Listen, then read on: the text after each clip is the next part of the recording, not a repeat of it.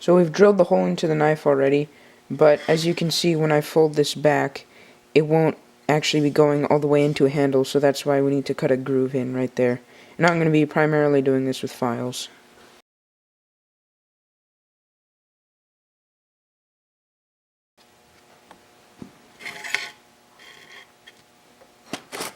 Now as you can see with the groove, the knife is able to go into the handle a lot more.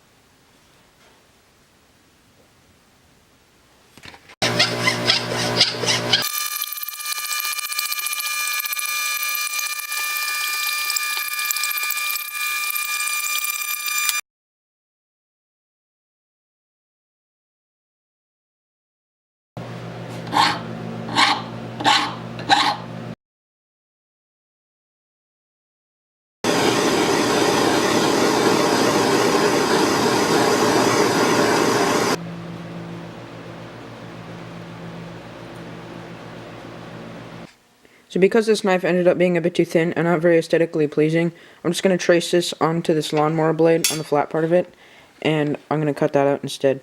And this lawnmower blade is much thicker steel. So this is the new blade with the hole drilled and this bit cut out just like the other one. And so now I'm going to put this onto the handle, and then we're going to mark out our bevel.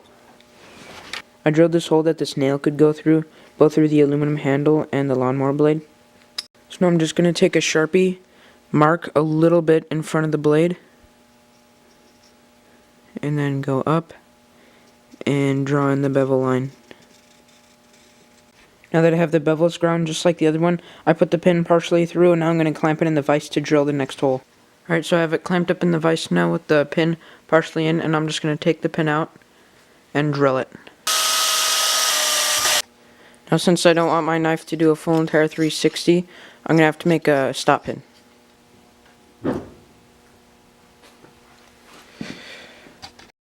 Now that I have it clamped and lined up in the vise, I'm going to drill a hole right here for a pin to go through, and this will be the stop pin for when it's folded out.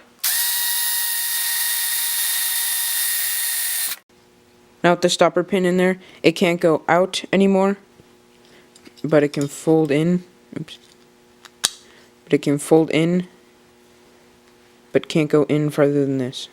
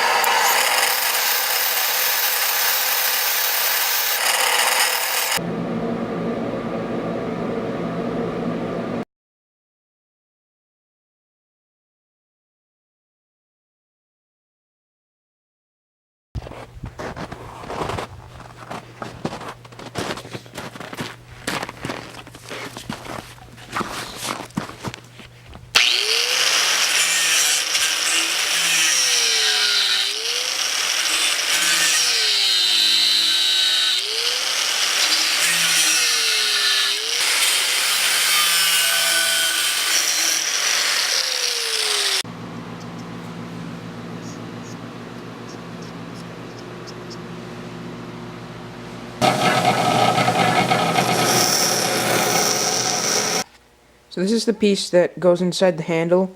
The blade can't touch it, but it makes the handle look a bit more full and nicer.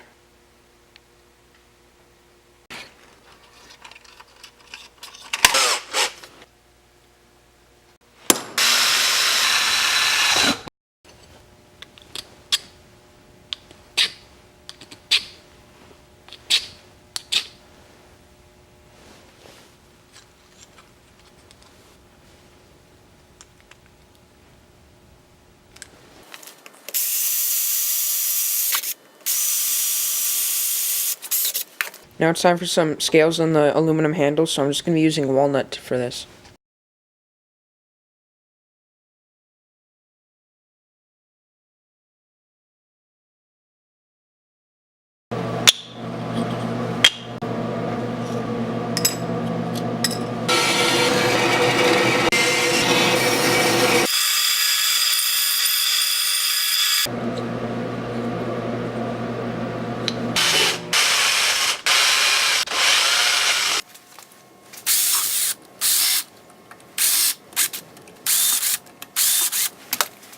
So I have the pins in the aluminum and the wood right now, and so now that it's all lined up, I'm going to shape it down with rasps and files.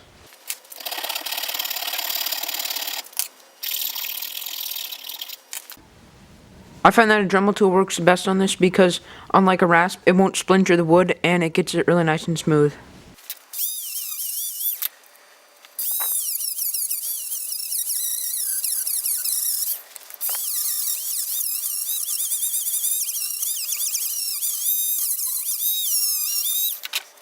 So currently I have the wood all shaped down to the aluminum handles, and so at the moment it's a bit chunky, so I'm going to have to take some of the wood off.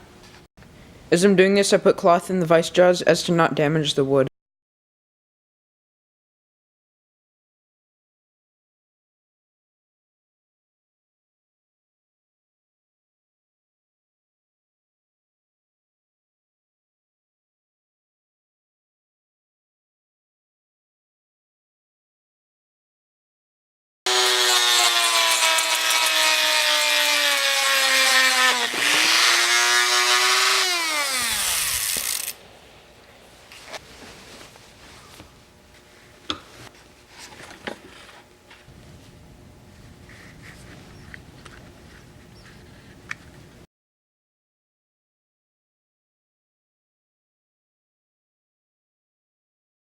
So this is a knife after shaping, and all I've done is I've straight beveled all of the edges, and I've rounded off all the corners. And right now I think it looks really nice.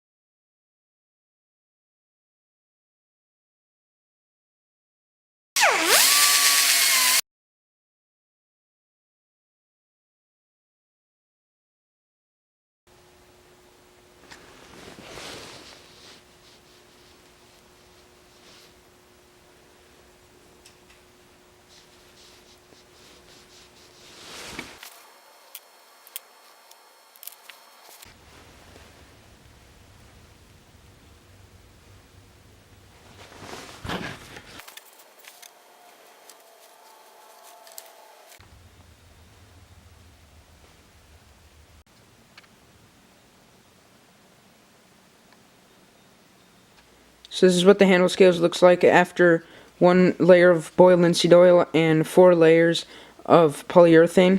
And so now I'm going to peen over these nails right here so that it tightens the handle and we get more friction in the blade. But first I'm going to grind down the heads of these nails so that it looks a bit better.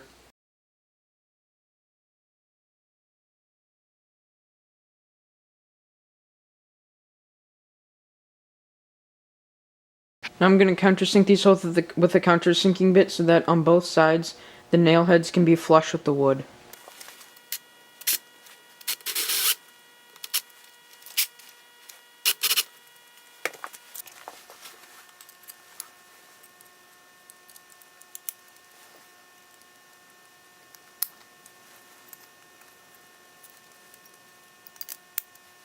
So now for these one, you'll notice that they don't have heads on them, and that's because I'll just super glue them in. So first of all, I'll just take this one out, put super glue on it, and then while that's drying on the inside of this knife here, I can take that one out, and then I can super glue that one. And that way, the inside piece here doesn't fall out or get misaligned.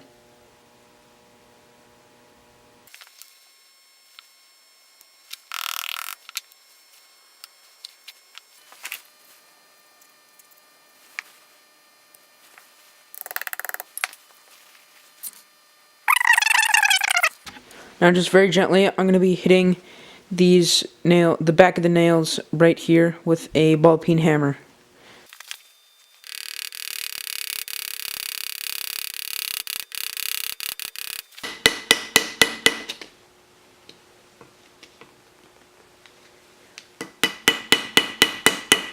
Now that these heads have been peened and the friction on the knife is good, I'm going to take it over to the grinder to clean up the peened heads and these pins, and then I'm going to put one more layer of boiled linseed oil on it.